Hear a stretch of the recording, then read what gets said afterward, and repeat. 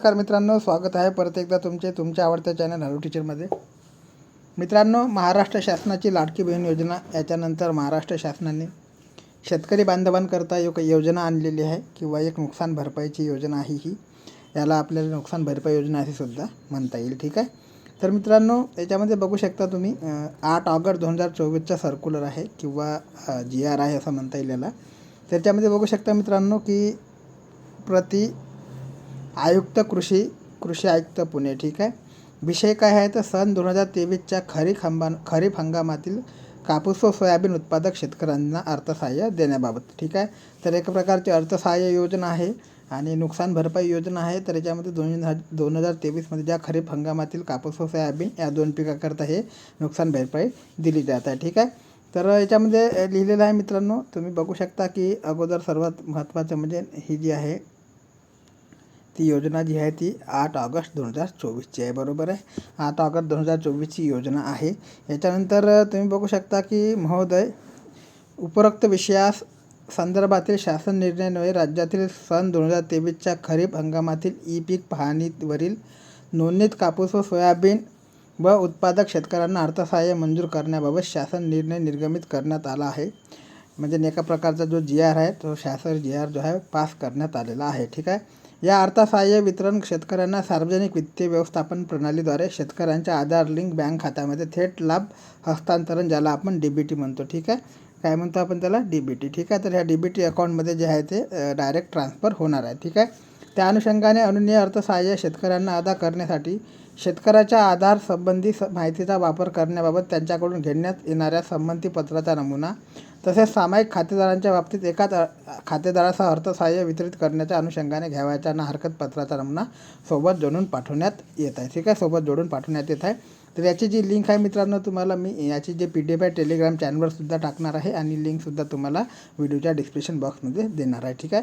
म्हणजे संमतीपत्राचा नमुना जो शेतकऱ्यांचा पाहिजे आहे तो की त्यांचा जो आधार लिंक अकाउंट नंबर असेल, त्यांचा जो यूज आहे तो गव्हर्मेंट पैसे ट्रान्सफर करण्याकरता करू शकतो किंवा एकापेक्षा जास्त शेतकऱ्यांच्या नावावर शेती असेल, म्हणजे एका शेतीचे जास्त भागीदार असेल तर मग त्याच्याकरता ना हरकत पत्राचा नमुनासुद्धा त्यांनी दिलेला आहे. हे दोन्ही नमुने आपण बघणार आहोत.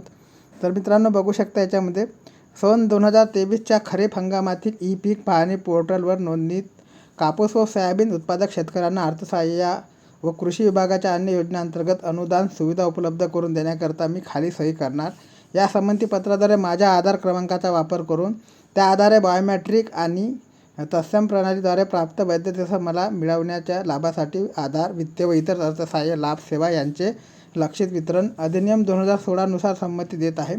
माझ्या आधार संबंधी माहितीचा वापर केवळ माझी ओळख पटवण्यासाठी करण्यात येणार असून ही माहिती इतर कोणत्याही अन्य कारणासाठी वापरली जाणार नाही अशी खात्री बाळगतो. ठीक आहे. म्हणजे एक प्रकारे जे आहे ते आधार लिंक असलेलं जे अकाउंट आहे त्याची जी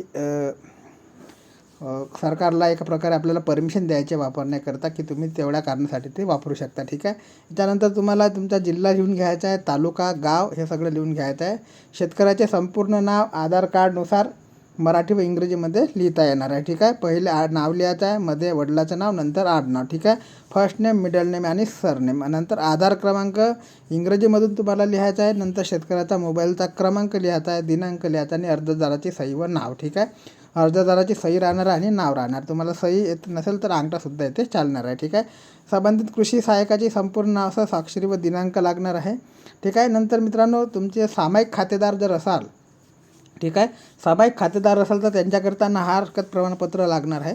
तर सन 2023च्या खरीप हंगामामध्ये पीक पाहणी पोर्टलवर नोंद झालेल्या कापूस व सोयाबीन उत्पादक शेतकऱ्यांना अर्थसहाय्य देण्याचा निर्णय शासनाने घेतलेला आहे.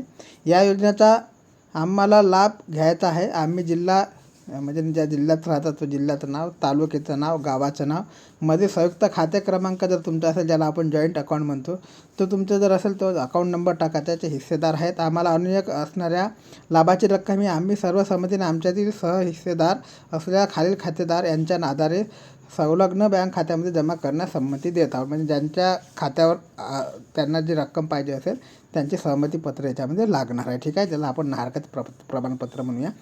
तर श्रीमती ते खातेदाराचं नाव टाकायचं आहे, म्हणजे ज्या खातेदाराच्या नावावर तुम्हाला अकाउंट पाहिजे आहे मराठीमध्ये टाकायचं आहे, इथे इंग्रजीमध्ये टाकायचं आहे दुसऱ्याला. नंतर खातेदाराचा आधार क्रमांक इंग्रजीमध्ये टाकायचा आहे, नंतर खातेदाराचा मोबाईल क्रमांक टाकून घ्यायचा आहे. ठीक आहे. एकापेक्षा जास्त भागीदार असलेल्यांचे नावेसुद्धा इथे टाकायचे आणि त्याची संबंधीबाबतची सहीसुद्धा द्यायची आहे. मग 1 2 3 4 याच्यावर तर किती पण असो. ठीक आहे. तर अशा प्रकारची योजना आहे मित्रांनो.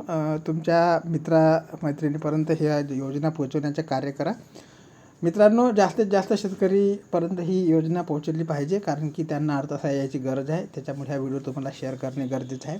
फॉर्मची जी लिंक आहे डिस्क्रिप्शन बॉक्समध्ये दिली जाईल, किंवा टेलिग्राम चॅनलसुद्धा मी हा फॉर्म टाकणार आहे, तिथूनसुद्धा तुम्ही डाउनलोड करू शकता. ठीक आहे.